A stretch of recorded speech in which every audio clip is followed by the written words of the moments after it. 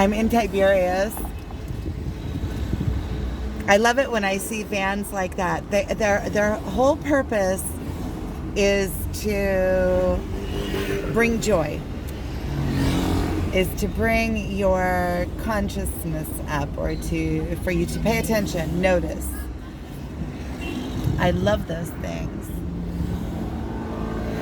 So I thought I would share that. I was just driving. I just dropped off my son in Tiberias. He's going to work out or something. And now I think I'm going to go to the beach. And I was just thinking about, I was just having multiple thoughts. But one of the things that I was just thinking about was how when you get into the now, you notice everything, because it's like you're suspending time. It's like time is standing still, and you're looking through at the world through energy. And so then every movement, you're not counting time anymore, you're counting movement. And then you manage to pay attention to everything. I was thinking it feels kind of like, you know, those pictures of those pictures that they're like fractal. But if you take your eyes off of focus, you can see like a 3D picture come out of the picture. It's one of those kinds of pictures that you have to take your eyes and look at it without focus. It's removing the focus. So it kind of feels like doing that to the rest of your senses. It's like completely suspending yourself in a way that you all of your senses are resolved, like without focus, not listening in, not, everything is just off. And then you come into the now. That means your mind is turned off. The monkey mind is turned off. So you're paying attention outward, not inward. And then you come into a place of being. I do.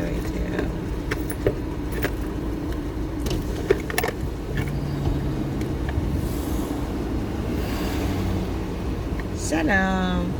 מה קורה איתך? בסדר, מה שלומך? את מזמינה אותי לקפה? אתה מוזמן. איך אני מוזמן? אפילו הטלפון שלכם. מה הטלפון?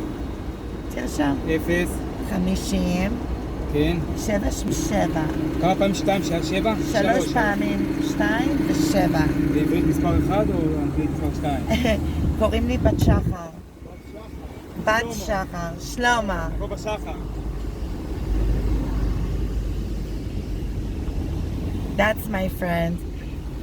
He's become my friend. I know him from here. He just took my phone number. I know him from here. He walks along and takes, like he hands out these little booklets. I have a whole collection here of these booklets. Somebody's calling. So that was actually him calling to do a check of the number, for the number, and for me to save his number.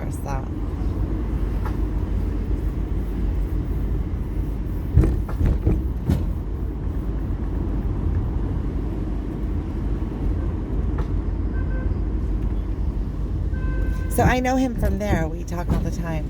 Every time we stop, so he asks me when we're going to have coffee. I guess he wants to talk to me.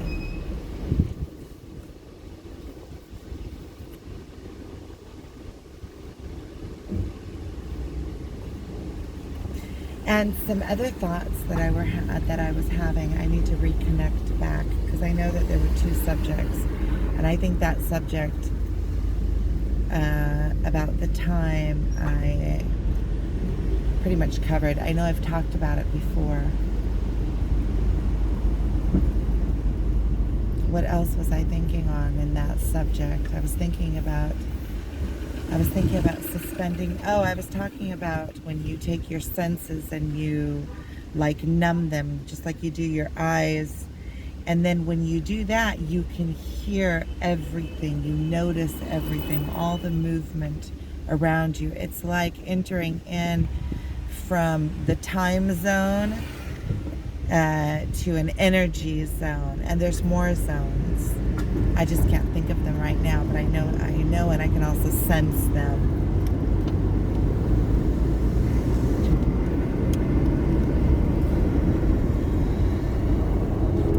That's a cool car.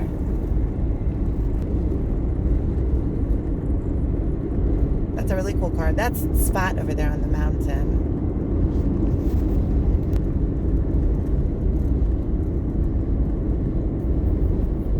Okay. Well, there was something else I was going to talk about, but that got me all off of, like, it put me into like a completely different mode that caught me off guard and kind of took my attention. I know this morning I wanted to talk about attention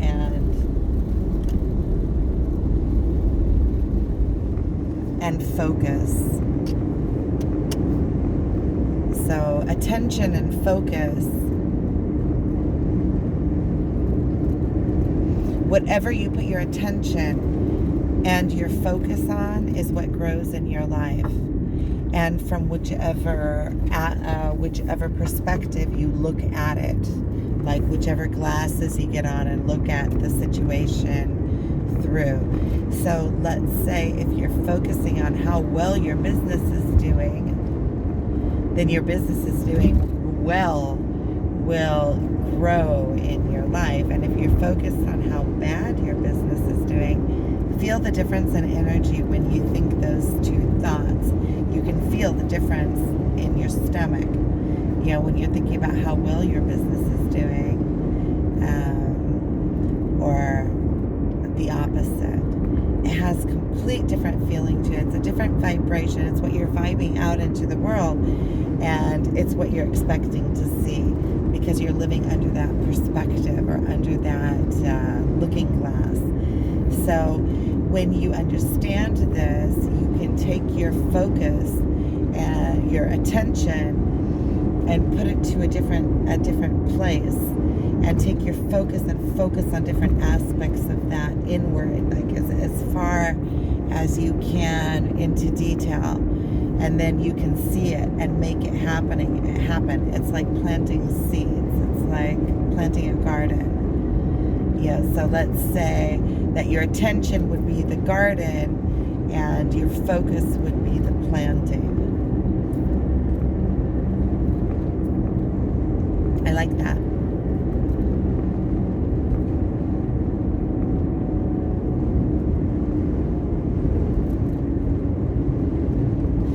So you can purposefully move your life along using and also using affirmations. I'll explain that, because a lot of times when you're telling yourself a story, let's say I'm telling myself how well my business is doing, but I'm not seeing it in the 3D world. I don't have the external affirmation yet. I'm still moving in, so it feels like I'm telling a story. The emotion doesn't match the thought. But when we send this outward into the world by way of our words, then we hypnotize our own selves. We say the words and we hear them, and they come back to us, and they come back to us, and we build it. And we build that belief, and we can build that belief within ourselves if we put our focus on the words that we use. Put our attention, pay attention to what we're saying. So if you want to pay attention to what you're saying, first you need to be quiet. And then slowly add words into your day.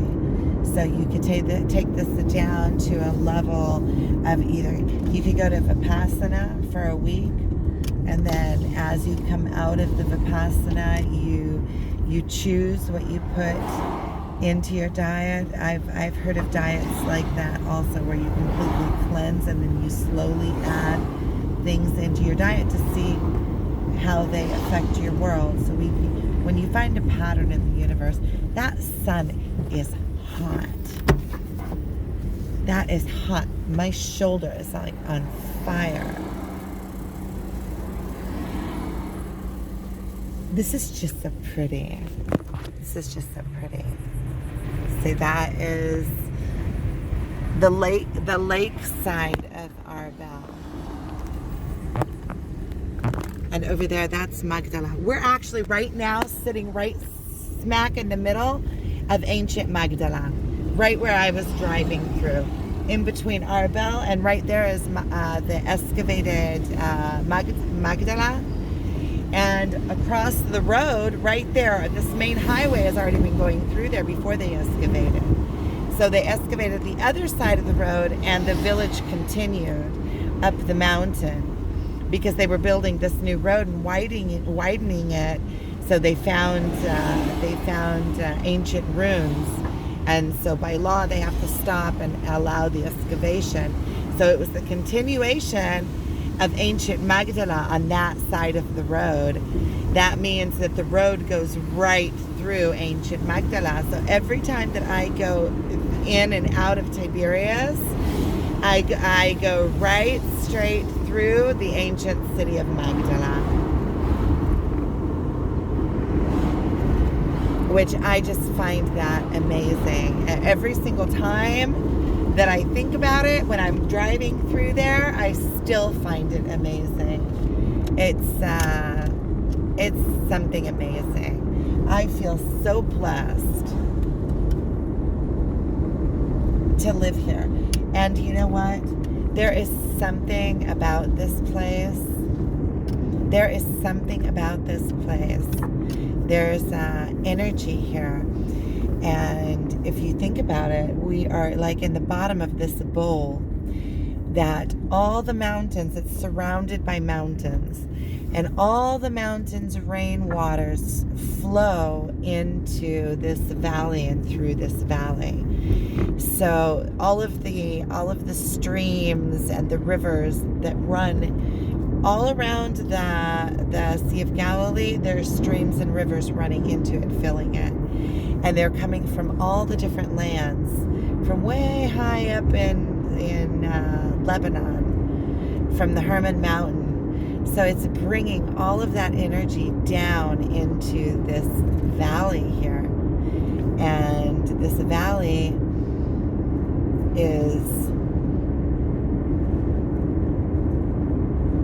there's something very special here. It's very, very, it's like a portal. It's like a portal. You come here and you can feel, the energy of all of the past generations that have lived here throughout. And the land is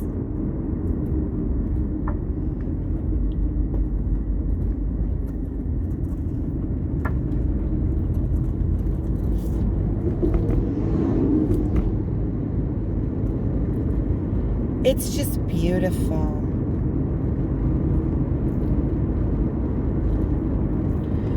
But the word that I was going to use is like plentiful, or it's rich. The soil is rich. The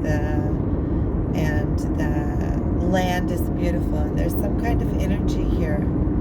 There's like a portal.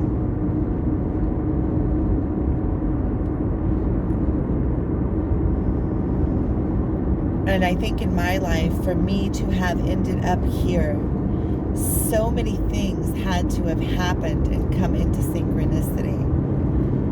So many things. Starting with my great-grandfather who came here. And because he came here, my grandfather came here with my mother when she was 6. So I forgot the dogs at home, so I think I'm going to go get the dogs and then come back, because they've been in the house, and if I'm going to the beach, I don't want to go to the beach without them. I think I'm going to see if there's a couple of things that I can do really quick, things that I want to have accomplished in this day, to accomplish a couple of things, and the dogs with me, and then I'll go down to the beach. Another thing is that I was feeling about this day because I've been running, and I'm thinking to myself again about the running. Why am I running? Why do I keep running? Why do I feel like when I sit at home that I'm claustrophobic? And here I am speaking words that I don't want to be reinforcing.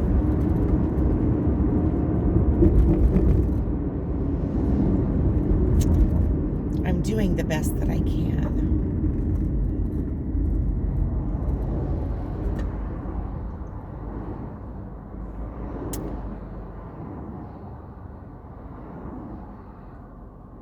And always doing the best that I can means that I'm always expanding. If I'm doing the best that I can, that's all I can do.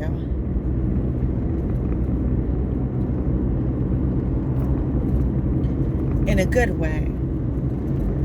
It means I'm always expanding full volume. Because if I'm always doing the best that I can, I'm always at my limit. It is hot.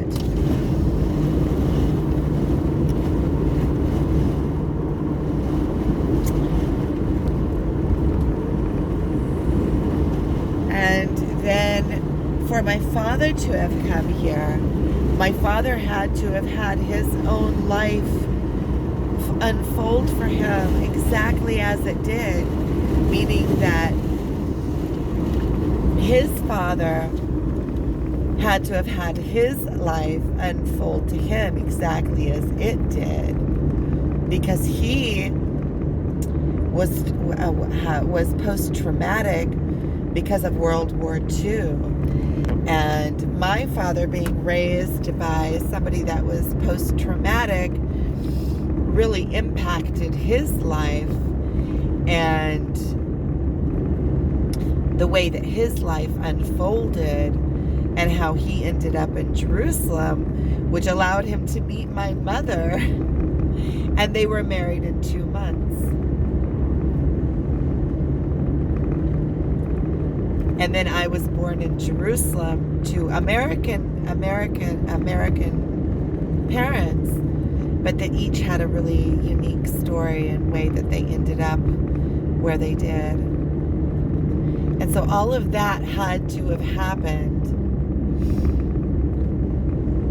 in order for me to end up here in Galilee.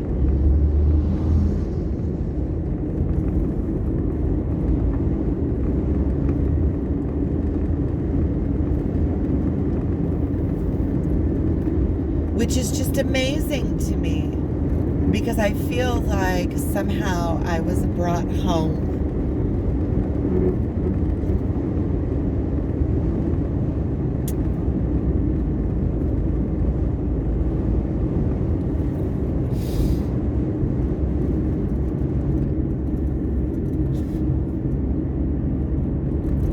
Like this was predestined. It was so predestined that you can trace it back. What had to have happened. And I think that each of us has an opportunity to look at our own lives that way. And I know that that's just as far as I can tell the story. I can even tell it further back. You know, how my grandfather ended up fighting in World War II, and synchronicities that happened. Like the only soldier, he is of German descendant, my grandfather. His father came to the United States from Germany, or from Prussia. And my grandfather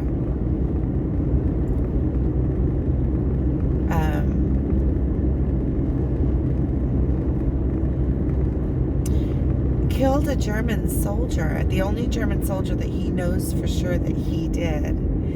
And when he went and saw the tag, I don't know if he took it or not. I just know that he saw the tag. It was the same, our same surname, Schmaltz, written the same way that we write it. It's without a T. It's SCH and without a T. Schmaltz. And you think of something like that, the shock of something like that would hit you in so many different places, to have something like that happen to you. You know, it would be like looking in the mirror and always wondering if that person was from your family.